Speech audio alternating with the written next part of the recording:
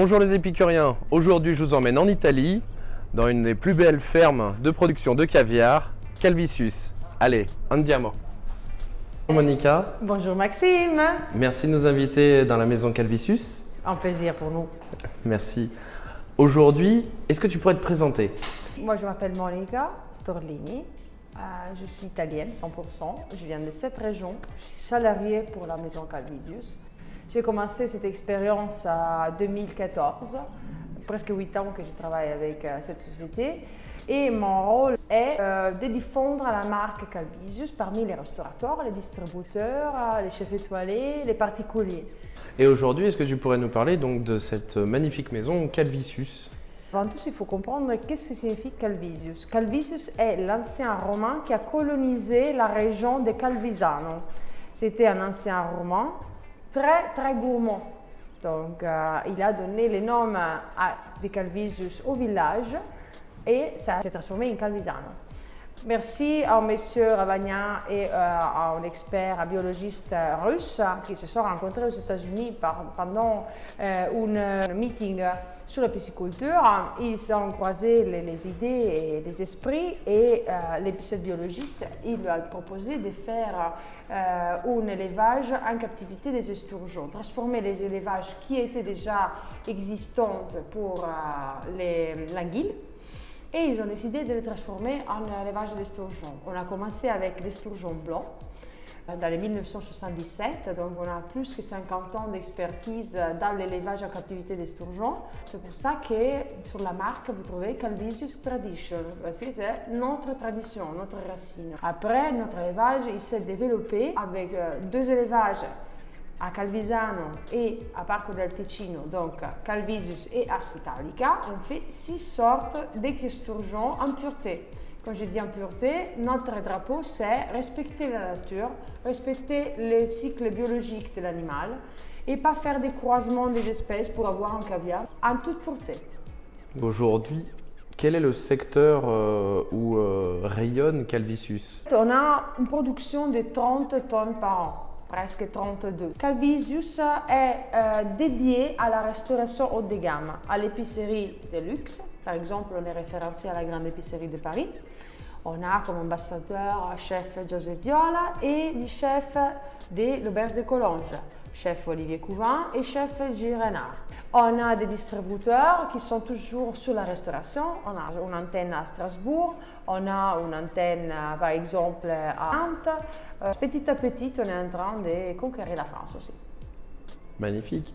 Et est-ce qu'on retrouve la marque Calvisius dans d'autres pays que la France? Absolument. On vend à tout le monde. En fait, avant d'arriver en France, on est au Japon, j'ai un client en Nouvelle-Calédonie, on vend aussi en Bulgarie. On a une antenne de reconditionnement aux États-Unis. Génial. Eh bien, merci beaucoup et on va visiter? Absolument. Allez, on y va. Parfait, merci. Bienvenue. Magnifique. Ici, ça toutes les spécificités et les espèces et les étiquettes de nos caviars. Là-bas, c'est l'esturgeon blanc, par exemple. Ouais. On l'appelle tradition parce qu'on a commencé avec cet esturgeon, donc c'est notre tradition. En fait, on ne cache pas que c'est un gros poisson et c'est une bonne rentabilité au niveau des quantités d'œufs. Okay? Après, on a l'uso, la région de provenance. Ça, sont les provenances des souches. Après, on a la Cipes herbaeri. Vous voyez, il y a toujours 2 ou 3 espèces différentes. Selon les fleuves ou les lacs ou les mers, ça donne un goût plus doux ou moins doux. Et ça donne aussi un changement des couleurs aussi. C'est incroyable. Donc, à Cipes Goldestedi, on a quand même 2 ou 3 espèces et on a 3 affinages différents.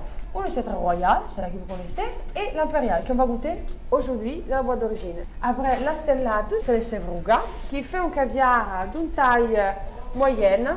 Et la Cipes Sarnacari, on l'appelait Da Vinci, parce que c'est élevé dans des digues dessinées par Leonardo da Vinci. Donc, c'est vraiment la race italienne pour excellence. Ouais. Ici, c'est la partie des préparations colis. On fait aussi du fromage de poisson. Là, pour l'instant, tous les fromages de poisson ont été déplacés. On a acheté une usine de fromage de poisson qui s'appelle Fjord. Il y a quelques années, on les faisait ici à Agroitica Calvisano.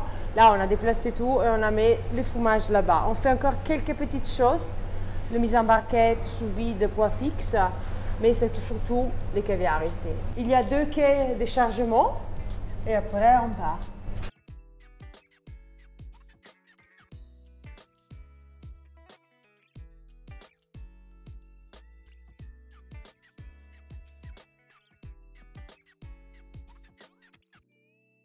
Là, il y a la machine de sous-vide. Donc, vous voyez, c'est en ligne continue. On est bien installé dans la grande distribution pour les fromages de poisson.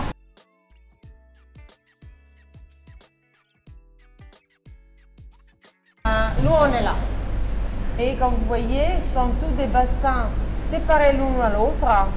Et ils ne sont pas à circuit continu. Le renouvellement de l'eau, c'est chaque 12 heures. On a 60 hectares, au moins 360 000 têtes de poissons chez Agroitica.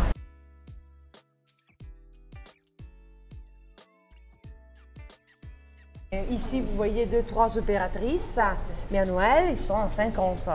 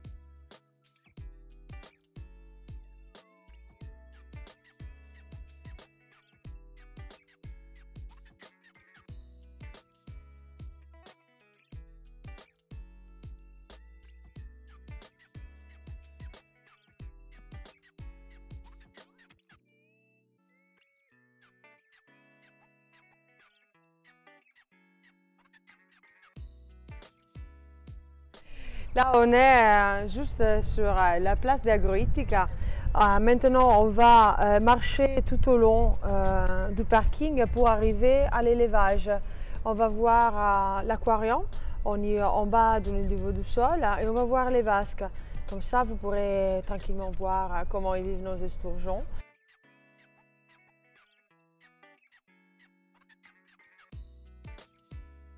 Ici, c'est l'élevage. Donc, vous voyez, tout ça, c'est notre or. Vous voyez, il y a des moulins d'oxygénation de l'eau à la surface. Les esturgeons sont nourris avec de l'alimentation contrôlée, avec des vitamines, des céréales, des farines de poisson. Il y a des contrôles du ministère de l'Agriculture qui vient contrôler, regarder la température de l'eau. On a aussi des contrôles sur comment on redonne l'eau à la nature. Parce que oui, on prend beaucoup d'eau, mais on la redonne aussi. Grosso modo, si tu prends l'eau complète du bassin, toutes les 12 heures, elle est changée en totalité. Exactement. Ouais.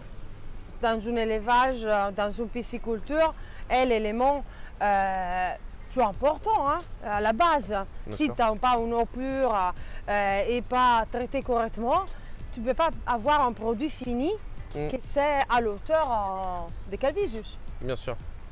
Ici, vous voyez tous les bassins artificiaux où on va mettre les esturgeons entre 6 mois et une année maximum. On met les filets pendant l'été pour les protéger des rayons solaires parce qu'ils ne sont pas trop profonds comme bassin.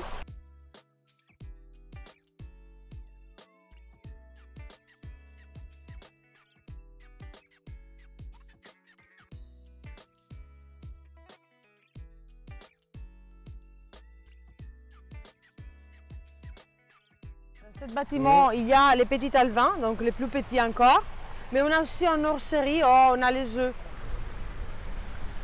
Dans cette petite maison, tous les esturgeons ils passent par là, pratiquement. Pourquoi? Parce qu'à l'âge de 5-6 ans, on découvre si c'est un mâle ou une femelle. Si c'est mâle, il part à l'abattage pour faire la chair.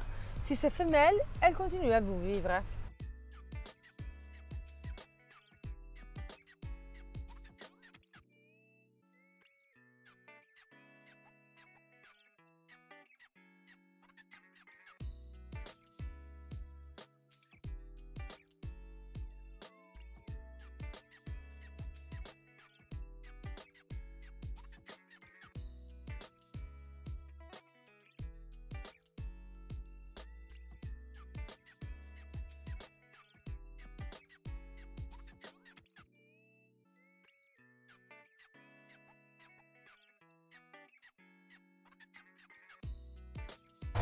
Allez, venez.